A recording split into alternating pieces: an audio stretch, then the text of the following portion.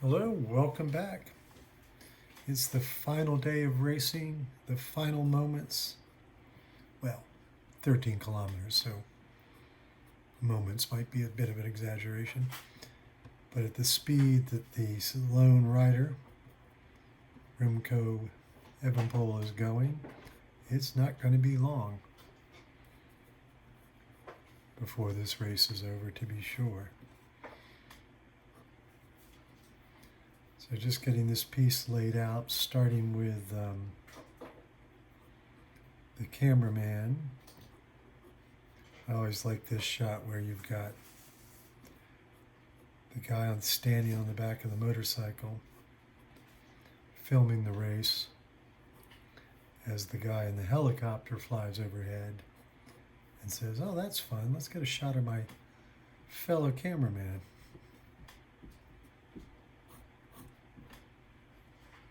Probably for their bloopers.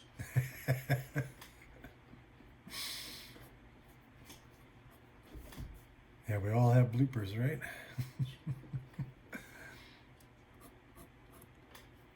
So it's a little hard to make out that this guy is on a motorcycle. Here's the mirror and the hands of the driver. But these guys, it's really stunning that the TV cameras, all those wonderful close shots you get, are created by a guy standing on the back of the motorcycle. And when they're coming down off the Alps, he's standing on the back of the motorcycle looking backwards and doing 70, 75 kilometers an hour. So, 50 miles an hour for those of you in the non-decimal system. But this has just been one of these moves where the guy who just won the Spanish Grand Tour, the Vuelta de España, has been allowed to get away. Now, everyone expected his teammate to be their protected rider, and Remco was up the road, expectedly in service of his team leader, Wout van Aert, as he was with many other people who were up the road in support of their team riders. But when he hit the third time up the big climb, out on the loop through Wollongong, he just said, "I'm going for it." They had over 2 minutes on the peloton, the peloton that contained his leader. So he just said, "I've got my chance," and it also could have been that everybody talked up Wout van Aert as the team leader, but perhaps that was a ruse. There can be a lot of poker playing going on in bike racing. So if you have everybody thinking you've got to watch one rider from Belgium, so you don't pay attention when the other rider goes up the road, and you can find yourself in an unfortunate position of chasing someone who just won a Grand Tour, which is what's happening. This painting right here before are the four riders, and in between these two is the guy, Lysenko, who had been with Remco. But on the climb, he was dropped. So now it's just a race to the finish. And it's pretty much, and even when the peloton came through to start their bell lap being the final lap, one more lap around, they actually still ring a bell as the riders go by. And it's a big brass bell, and somebody has the wonderful job of clanging it. Even when I raced way back in the 70s, we had a bell lap. It's never been digitalized. It's still somebody actually ringing the bell. Old traditions die hard. It's kind of like they still have a dry erase board giving time splits in the Tour de France.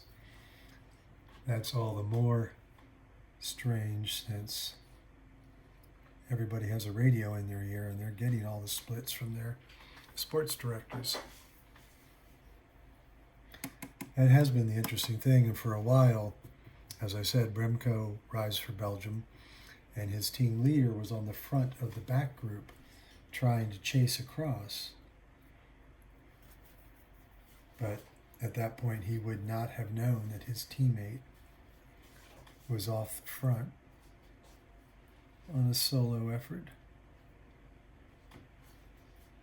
So, and first I was going to like, why is he doing that? And then I went, oh yeah, he has no idea what's going on up front.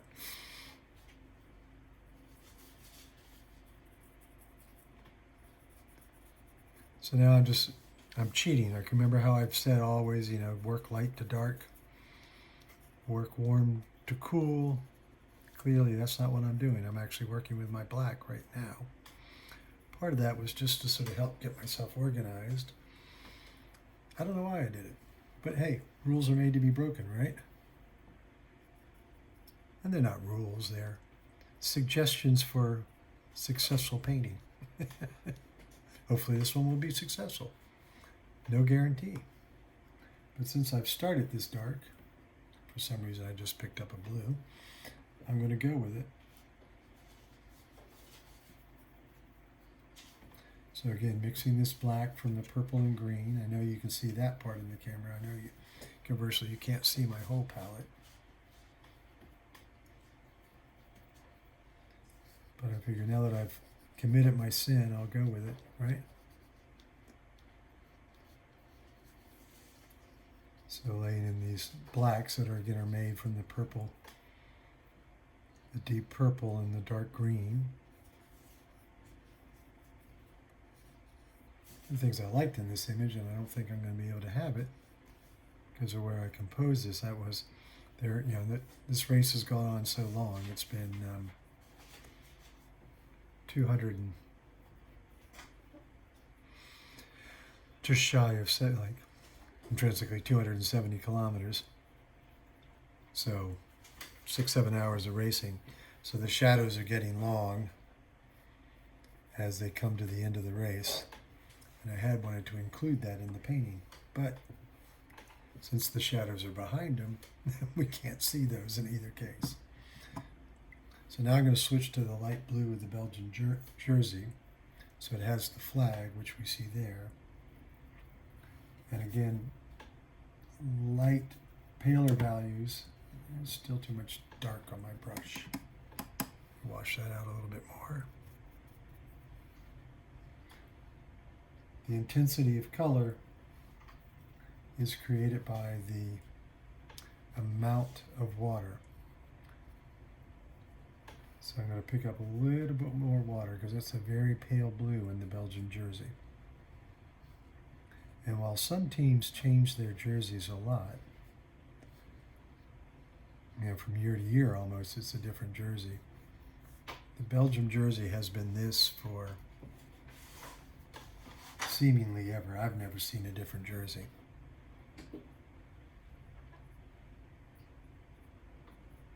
And this is it says TV host. It's the vest that the cameramen wear.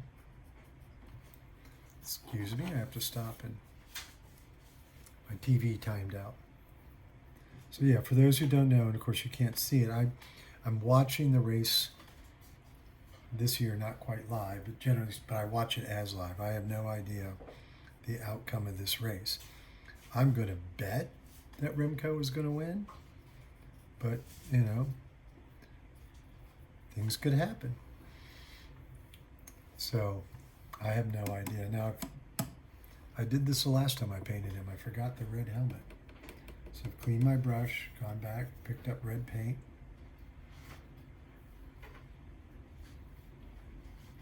And that red helmet really pops. Now the thing is with complementary colors, and if I want to make that red pop more, I'm going to need green. So this is the curb or the roadway. So while in the image I'm painting from, it's actually all road. And that's just a traffic island. I'm going to put in just that little bit of green. And now all that's left, because it's a very simple painting, actually I'm going to, now all that's left is to do the thing I said wasn't visible. And that's a little bit of the shadow coming off the bike.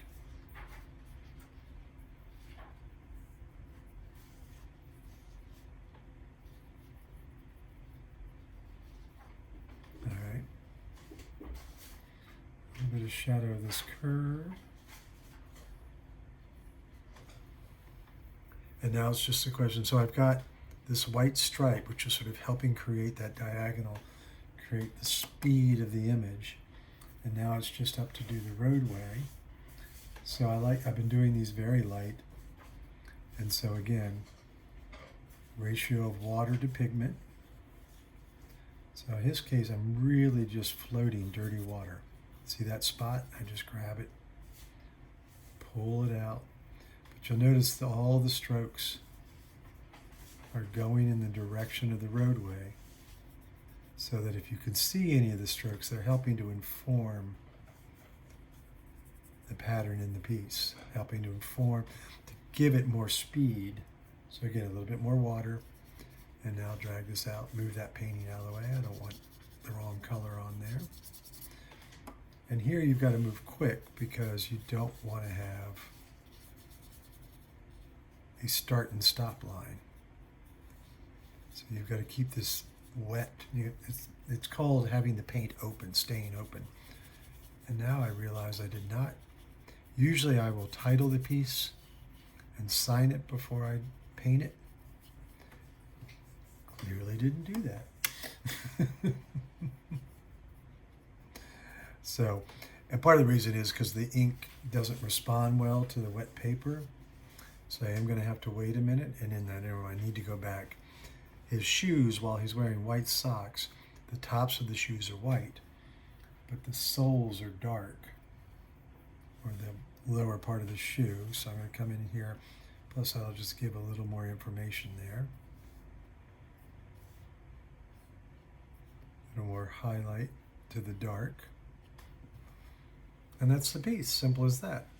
So again, you can see all of this work at my blog, theartofcycling.blogspot.com. That'll be in the description. You can see all of my artwork and purchase these works at gregleach.com. And would love your feedback. Let me know what you think. And if you like what you see, give it a follow. I'll be posting. This is almost definitely the last cycling painting until January. But I've got paintings working in the studio. I've got other things about my studio going on, working towards an exhibition. So there'll be plenty more videos. If you subscribe, you'll know when those pop up. Thank you so much. Appreciate you watching.